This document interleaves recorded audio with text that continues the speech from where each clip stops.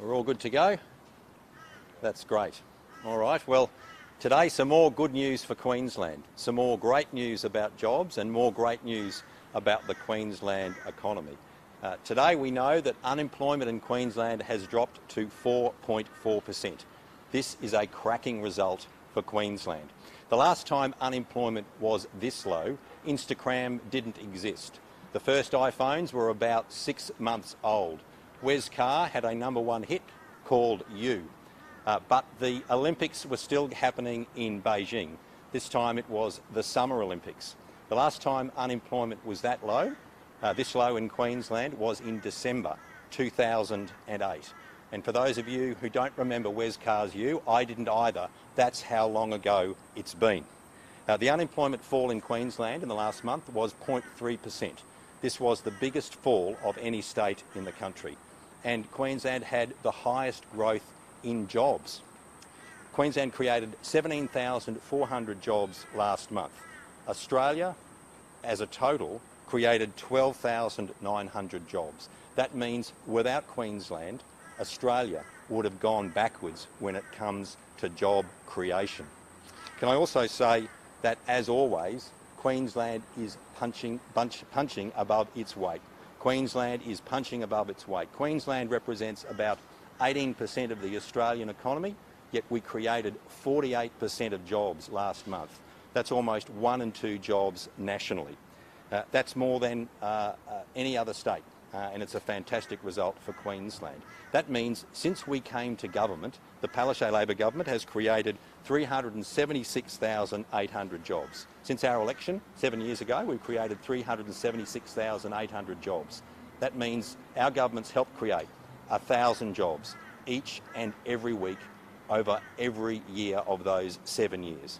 What does that mean? That means greater economic activity in Queensland and greater opportunity for Queenslanders. And that is reinforced by all of the recent data we've seen, whether it be the Westpac Melbourne Institute data, whether it be ANZ Roy Morgan, the NAB Monthly Business Survey. This data again shows that Queensland's economic response is not only one of the best in Australia, it's one of the best in the world.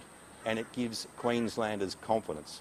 Queenslanders confidence that we can handle whatever COVID-19 throws at us next. Where are these jobs being created?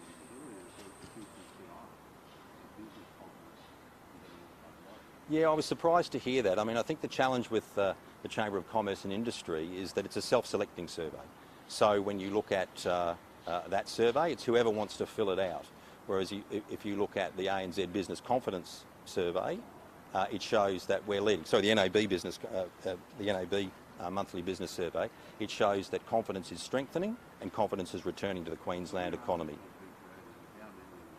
Well, we'll do that analysis. We get the raw numbers from the ABS today, we get the raw increase in numbers, and then we do an analysis across sectors. But what it shows is jobs continue to be created in Queensland. We have been the great jobs generator for the country since COVID, and that's something all Queenslanders should be proud of.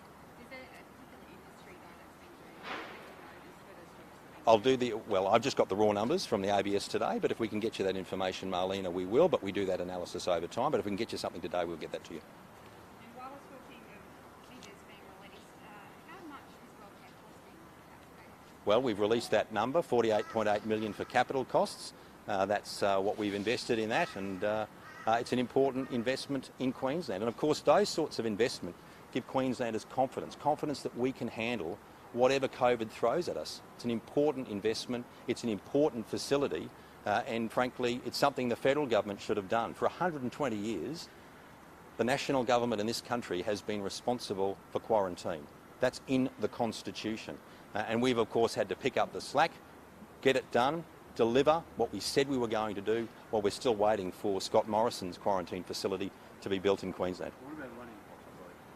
No, leasing costs are commercial in confidence, just like leasing costs are commercial in confidence for a building just across the road. A building that Jared Blay and David Crisafulli and all of those members of the LNP front bench built. 1 William Street. That's a lease deal that they entered into that is commercial in confidence. So it's no difference to that. So how has that shifted in the last couple of days? Obviously we've heard that tag for a long time with regards to WorldCat, and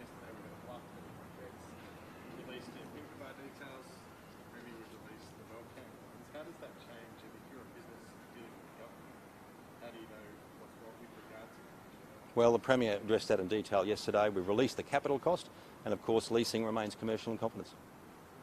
Okay, anything else? Terrific. Thanks very much, everyone.